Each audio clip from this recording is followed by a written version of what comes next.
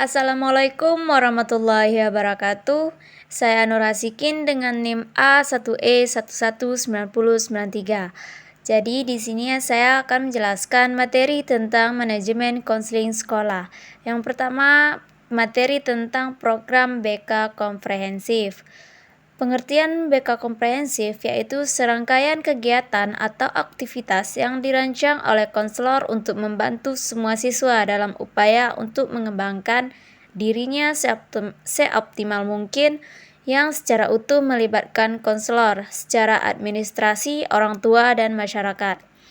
Tujuan dari BK komprehensif ini yaitu agar kegiatan BK di sekolah dapat terlaksana dengan lancar, efektif, efisien, serta dapat dievaluasi dengan baik program, proses, dan hasilnya. Selanjutnya ada analisis SWOT. SWOT adalah singkatan dari strength atau kekuatan, weakness atau kelemahan, opportunities atau peluang, dan threats atau ancaman.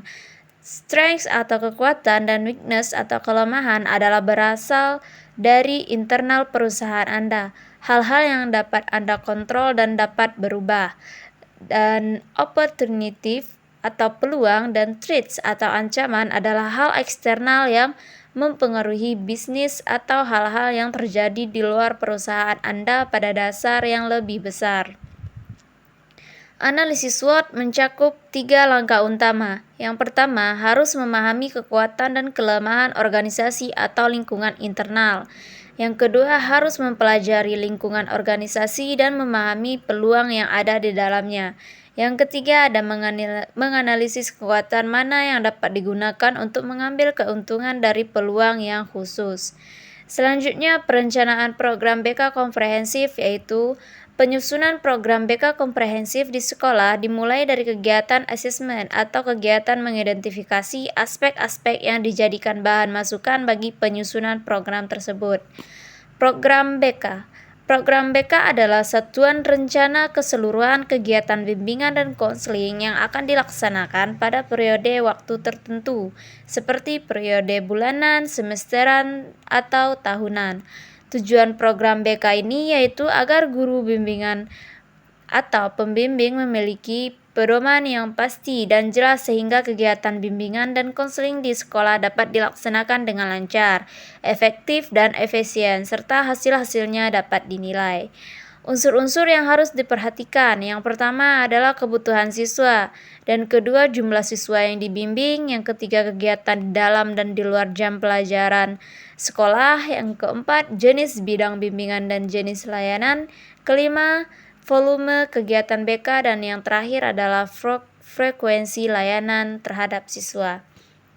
Selanjutnya, syarat-syarat penyusunan program BK yaitu yang pertama didasarkan kebutuhan nyata siswa, yang kedua lengkap dan menyeluruh, yang ketiga sistematis, yang keempat terbuka dan luas, yang kelima memungkinkan kerjasama dengan pihak terkait, dan yang terakhir adalah dimungkinkan penilaian dan tindak lanjut. Selanjutnya, isi instrumen kebutuhan materi BK. Yang pertama adalah angket. Angket terdiri dari petunjuk kegiatan, contoh menjawab pertanyaan angket, isi pertanyaan angket seperti nomor, pernyataan atau pertanyaan, dan jawaban. Dan ada juga kunci jawaban dan analisis angket. Yang kedua ada jenis program. Jenis program seperti program semester, bulanan, mingguan, dan harian. Selanjutnya, evaluasi program bimbingan dan konseling.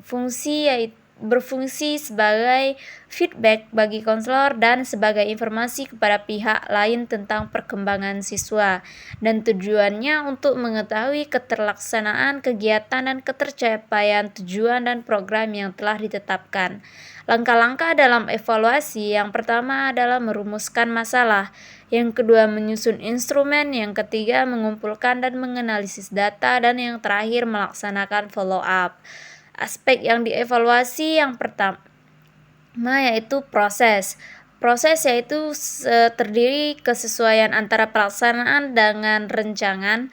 Yang kedua tingkat partisipasi personil. Yang ketiga hambatan yang dialami. Keempat respons stakeholder. Dan yang kedua adalah hasil. Hasil ini terdiri dari kualitas ketawaan dan kualitas konsep diri, kualitas sikap dan kebiasaan belajar, sikap siswa terhadap program BK, kualitas prestasi belajar, dan kualitas akhlak. Selanjutnya, materi tentang akuntabilitas dalam bimbingan dan konseling. Kegiatan yang dilakukan oleh konselor sebagai upaya untuk mempertanggungjawabkan program bimbingan dan konseling. Akuntabilitas merupakan dampak atau kebermanfaatan layanan bimbingan dan konseling. Penegakan akuntabilitas oleh guru pembimbing atau konselor merupakan bentuk pertanggungjawaban pekerjaan konselor. Manfaat akuntabilitas ini adalah mempertimbangkan penggunaan metode dalam layanan bimbingan dan konseling sebagai dasar untuk memberikan masukan, memperoleh balikan, mengenal hasil kerja konselor, lebih mengenal kebutuhan-kebutuhan peserta didik yang belum terrealisasi, dan mengurangi cara kerja yang sifatnya rutinitas dan menemukan inovasi layanan bimbingan dan konseling. Selanjutnya ada komponen akuntabilitas. Komponennya yang pertama menerima tanggung jawab. Selanjutnya siap menghadapi kenyataan, tidak menyembunyikan suatu kebenaran, berani mengakui kekurangan dalam program. Dan ada juga komunikasi dan juga pengelolaan program dan stakeholder merupakan indikator penting dalam akuntabilitas. Penjelasan kepada stakeholder mengenai program dan perbaikan program.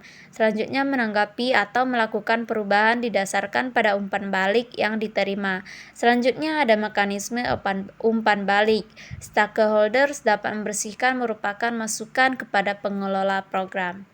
Baik, itu saja penjelasan dari materi manajemen konseling.